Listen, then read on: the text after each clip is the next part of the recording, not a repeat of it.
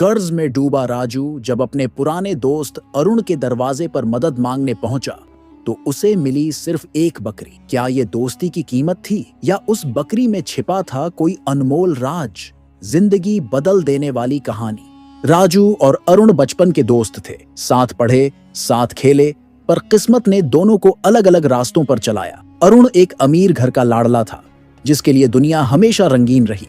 राजू एक साधारण परिवार से था जिसने मेहनत से अपनी राह बनाई। पढ़ाई के बाद दोनों अपने अपने सपनों की दुनिया में खो गए। राजू ने एक बड़ी डेयरी खोली, गांव में फार्म बनाया और कुछ सालों तक सब ठीक चला। लेकिन एक दिन अचानक सब बिखर गया। फार्म डूब गया, कर्ज बढ़ गया और डेयरी दिवालिया होने की कगार पर आ गई। घर में पत्नी और 2 छोटे बच्चे भूखे प्यासे रोते थे। एक शाम जब घर में चूल्हा तक न जला, राजू की पत्नी रानी ने कहा, सुनो जी, आप तो कहते थे कि आपका दोस्त अरुण बहुत बड़ा आदमी है। अब जब हमारी ये हालत हो गई तो क्यों ना उससे मदद मांगे। राजू ने सिर झुकाकर कहा, हाँ, था वो मेरा दोस्त, पर 10-15 साल हो गए, क्या पता उसे मेरा चेहरा भी याद हो या नहीं।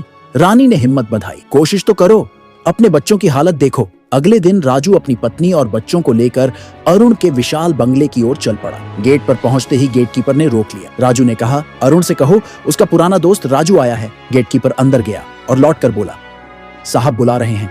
अरुण ने दरवाजे पर ही राजू को देखते ही गले लगा लिया। अरे राजू, इतने साल बाद, ये तेरी पत्नी, ये तेरे बच्चे, आओ मेरे घर में तुम सबका स्वागत है। घर में मेहमान नवाजी की ऐसी धूम मची कि राजू और रानी को लगा जैसे कोई सपना देख रहे हों।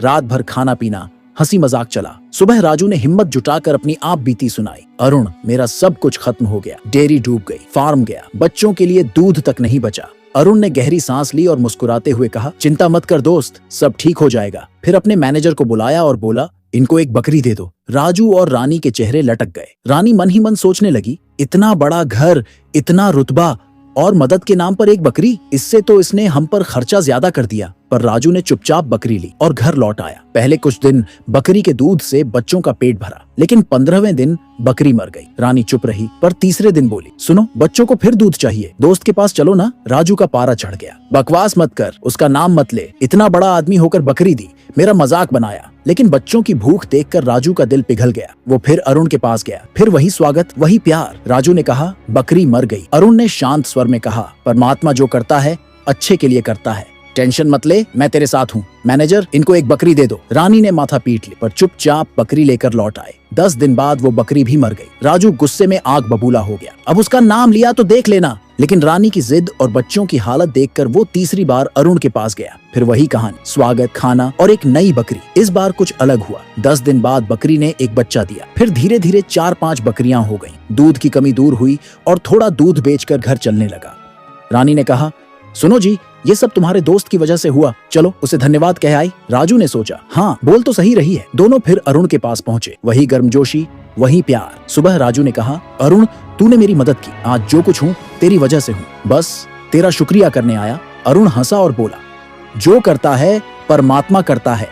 मैनेजर, मेरे दोस्त को 100 गायें और 5 गांव दे दो। राजू और रानी के पैरों तले जमीन खिसक गई। रानी सोच रही थी, जब मांगने आए थे तब नहीं दिया, अब ये क्या। अरुण ने राजू का कंधा थपथपाया और कहा, दोस्त, जब तू पहली बार आया मैं तुझे सब दे सकता था, पर तेरे बुरे वक्त का पहिया उसे भी निगल जाता। बकरी ने तुझे दूध नहीं, सब्र और समय का सबक दिया। अब तेरा वक्त बदला तो मेरा सब कुछ तेरे लिए कुर्बान है। राजू की आंखों में आंसू थे। उसने अरुण को गले लगाया और बोला, तूने मुझे दोस्ती का असली मतलब सिखाया। कहानी की सीख, सच्ची मदद वो नहीं जो एक झटके में सब दे दे, बल्कि वो जो आपको अपने पैरों पर खड़ा करे। बुरा वक्त आपकी परीक्षा लेता है, पर सच्चा दोस्त उसे आपकी ताकत बनाता है। समय से बड़ा कोई धन नहीं और दोस्ती से बड़ा कोई सहारा नहीं।